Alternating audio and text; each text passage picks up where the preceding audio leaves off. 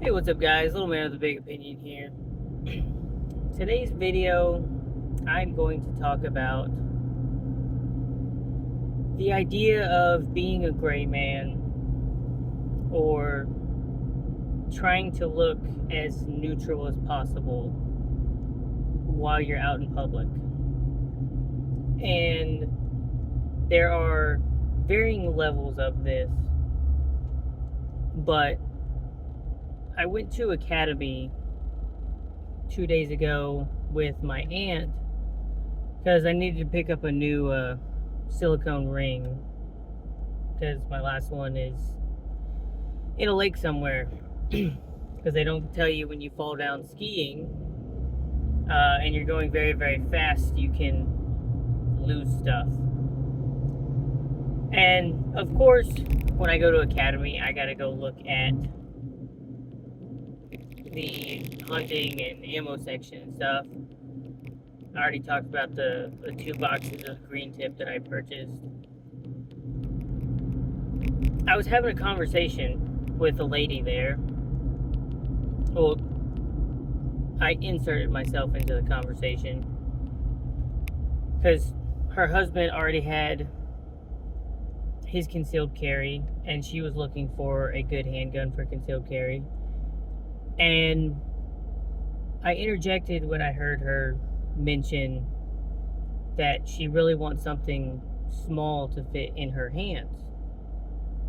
And I was explaining that was my exact same problem. That's why I got, or that's one of the big reasons why I got the SIG 365 XL or Macro XL. There are a few other firearms that met the small category, but I basically explained it's very, very comfortable to feel in the hand. And then she asked me, like, is it comfortable to wear concealed carry? And I was explaining that I've concealed carried it in a fanny pack before.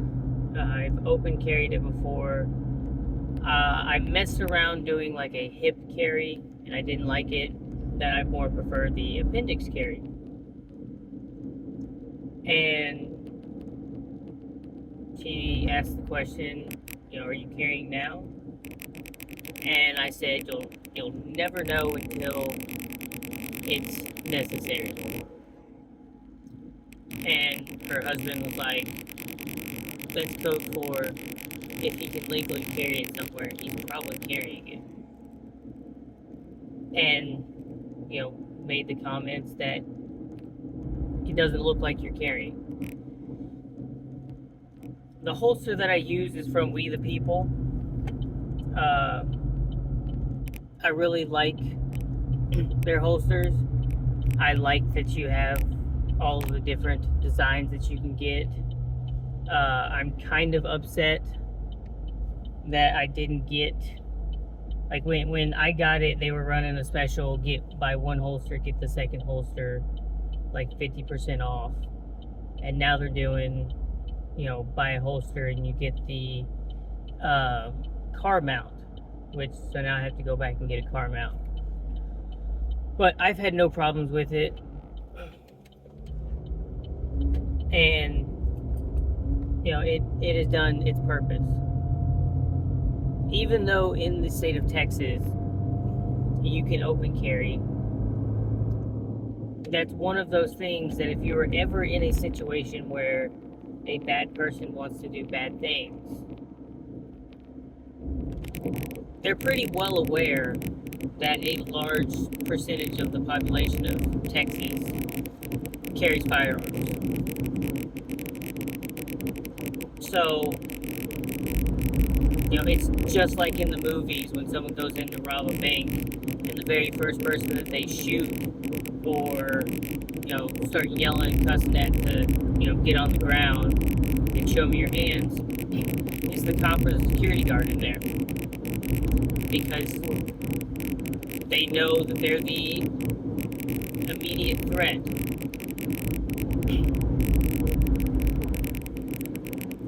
So if you are open carrying, you have now put yourself in that situation of someone goes into a location. If they notice that you are at the same level as them, they're going to level the playing field. That's why I prefer concealed carrying all the time, unless it is very specifically a family gathering where all of the people there are pretty well vetted. You know, it's family. I don't expect something seriously bad to happen there. And that's when you start pulling out, your barbecue gun or whatever, and it kind of turns into a talking piece more than a tool or a gun show. Because someone would have to be seriously insane to want to do something bad there. And if someone is planning on doing something bad there, basically everyone is at an equal level. Like, I think maybe the sheriff that sits at the front door might be a little bit higher on their priority list because they know they have some sort of training. So if you're going to carry a firearm, I strongly suggest that it's concealed carry.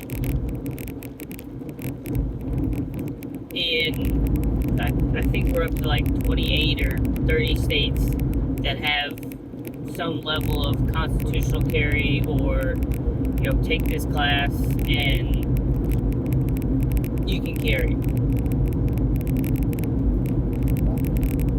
Now that the fun part is out of the way, then it gets into the clothes that you choose to wear. If I go out somewhere in the clothes that I wear when I go hiking, it's like a big red flag that this person, while they might not have any sort of training, definitely looks like they're part of some 3-letter agency. Because I wear hiking shoes, some sort of earth-colored Wrangler cargo pants, a Wicking style t-shirt or a Magellan t-shirt, something along those lines, and like a booty cap. And I typically tuck my shirt in just because the work I do, I have to tuck my shirt in, and it just makes you look a little bit better in my opinion. But to the average public, unless you're, within 30 miles of a mountain, it kind of makes you look like you're an off-duty cop or in the military or something like that. And I don't typically like to try to wear stuff like that all the time.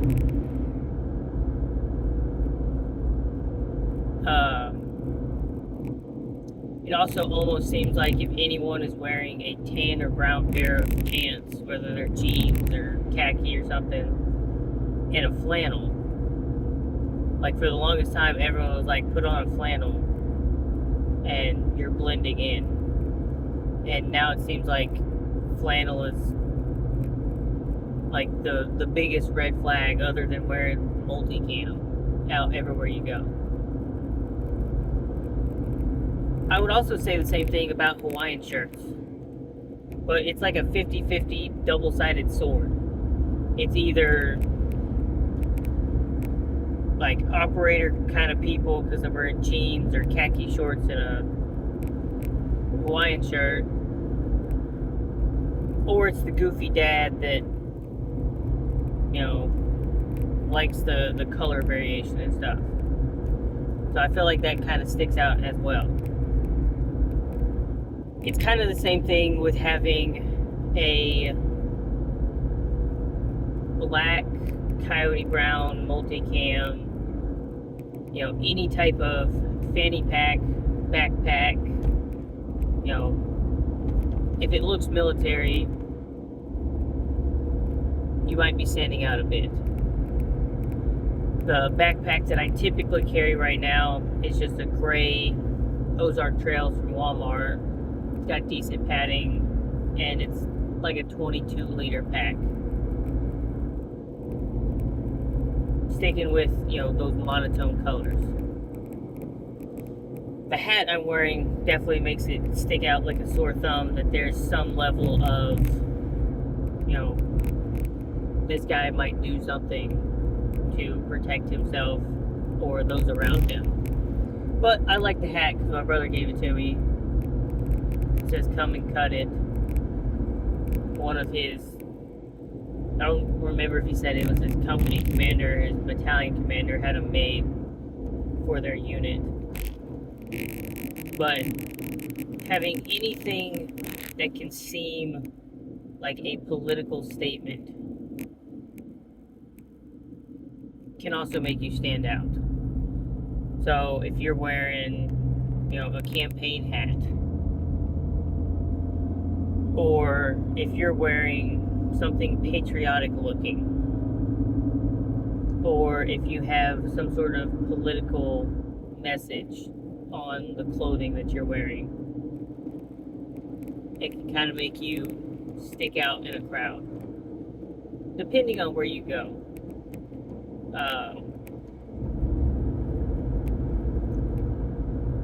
Any pair of tennis shoes, I don't think really sticks out if you're trying to blend in. If you're wearing cargo shorts, it doesn't really stick out too much. You want to seem like you're just doing everyday things like everyone else. But at the same time, like, another thing that you can't really hide that they've turned political is your fitness level. It was several months ago, but there was like a week or two of articles saying if, you were a fit person and you were trying to express upon other people that they should go to the gym and be fit and work out and do stuff like that. It was a political thing. It was, there was a few articles saying that, all these guys are just trying to get fit so that they can fight the Civil War. I don't remember who wrote that article, but I remember there was a lot of right-leaning talking points that were like, yeah, that could be it, or it could be that they don't want to, die of diabetes, or have knee and hip surgeries because they're overweight and, they're putting a lot more strain on their body than they need to. So, you can't really hide the fact that, like, here recently, I've noticed as I continue to shred more of the fat, a lot more of the veins on my arms are coming out. Can't really hide that unless I'm going to wear a long sleeve in the Texas summer, and that's not going to happen. It works the same way with your vehicle. The old car that I had, I really didn't think much of it. I had a Trump campaign sticker on there from 2015. I had a, come and take it sticker on there. And I had the quote from Davy Crockett saying, "You can all go to hell and I'll go to Texas." And I think I had an NRA membership sticker and, just all of the different things that said, this is the kind of person I am. And that car did get keyed. They completely tore up and scratched up my Trump sticker and my come and take it sticker. It was just me, so I feel a little bit better about myself.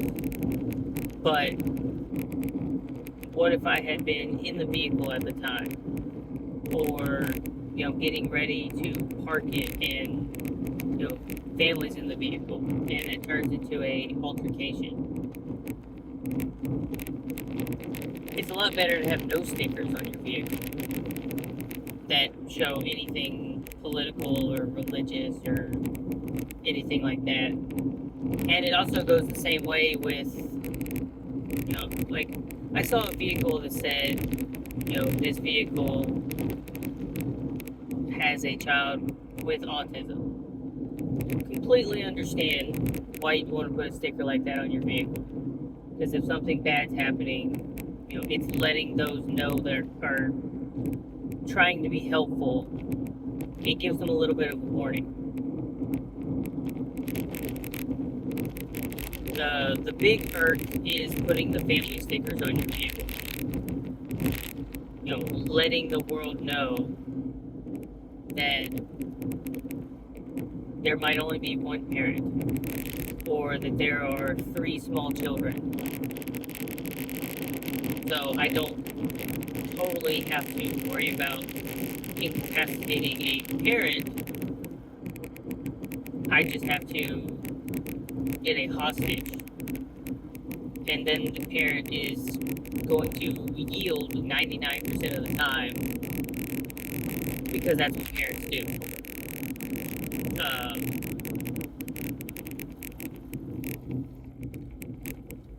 So I think putting stickers on your vehicle, probably a bad idea. I have not seen one of those in a very long time. It is like the mid-90s F2, no, it's an F350.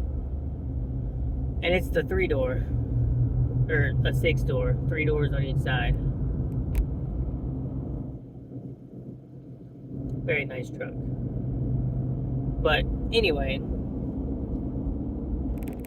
you want anyone that is planning on doing bad things to feel like they have the advantage all the way up to the point where you can, be the deciding factor in that situation. So, seeming like a everyday victim can give you that surprise element to deal with that situation. If you're going to do it that way, you also need to spend the time in, training. I've watched tons of videos of people explaining, how fast and how efficient you should be able to, draw and engage a target. And a lot of the people that I watch, have hundreds of hours of doing this, have at least hundreds of dollars in doing it. And they also explain, ways that you can do it, where you're not spending any money. You can do dry fire exercises.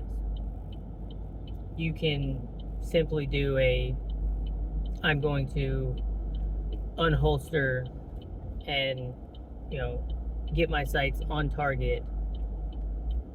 And, that's training. And you're not spending any money. You're just spending your time. Let's see what the gas is today. $2.77. It's gone down 4 cents. It's still about $1 higher than 2019 when I was getting it, when I was still living in Corpus Christi. So, being in that blended in state, you still need to be, capable of great violence, and just knowing the time on when you need to execute on it. So it's not just about blending in. When it's time to be actionable, you want all of your actions to count.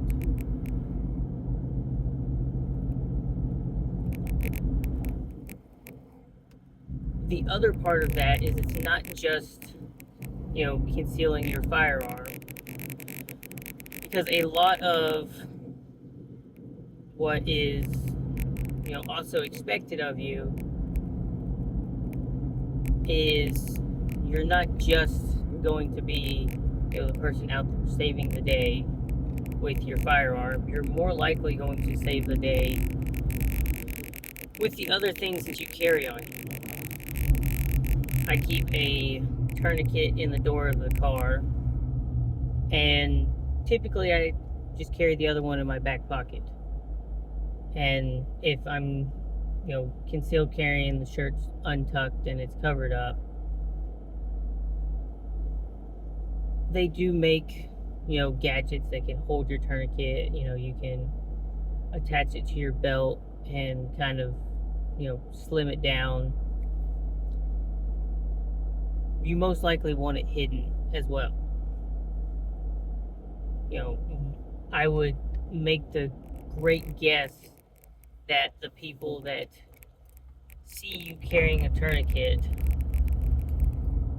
aren't just going to assume that you're just carrying a tourniquet, that you're just there to render aid in certain situations.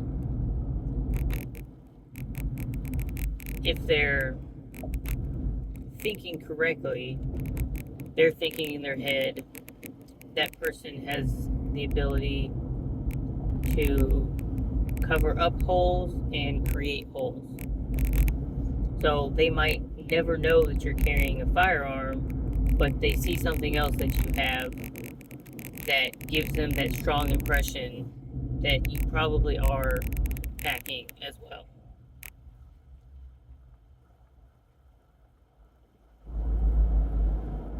If your vehicle's tinted, you can keep other things inside of it. I don't remember whose channel I was watching, but I mean, they had a full, plate carrier, like 11.5 AR with a folding stock, full trauma kit. They kept all this stuff in like a, black duffel bag. And how they gray man themselves out is they just had a kid's blanket covering it up. So if anyone were to look into the vehicle, they would just strongly guess that there's a stroller underneath it, or, a diaper bag, or something involving a kid. And they wouldn't think that this person has gone past the point of, just concealed carrying, and now they have a much stronger way of reacting to a situation. So, something else to think about.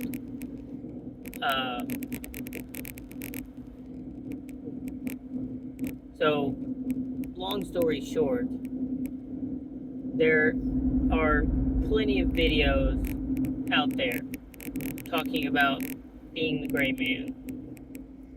And depending on your area, it might dictate the clothes that you should wear.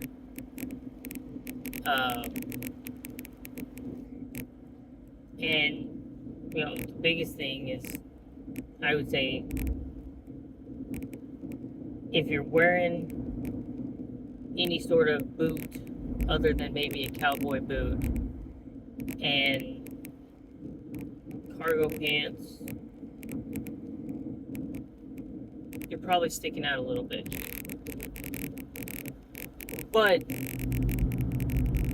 on the other side of this is people are so attached to their devices that there's also a very, very good chance that they don't even look at you.